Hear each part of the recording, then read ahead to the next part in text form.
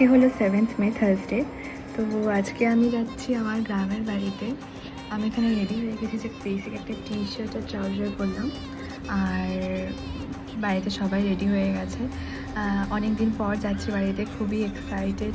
আর অবশ্যই তোমাদের দেখাবো আমি এখানে গিয়ে কী করলাম অ্যান্ড অল, বিকজ সেটা আমার মেমোরিজেও সেভ করা থাকবে অলওয়েজ। সো চলো আমার সাথে।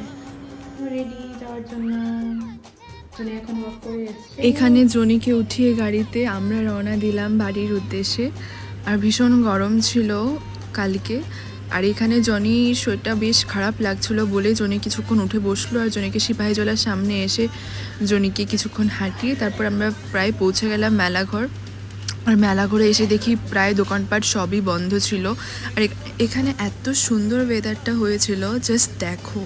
আর আমরা প্রায় বাড়িতে পৌঁছেই গেলাম, আমরা পাড়াতে ঢুকে গেছি। আর দেখা হচ্ছে পরের আরেকটি ব্লগে। Thanks for watching.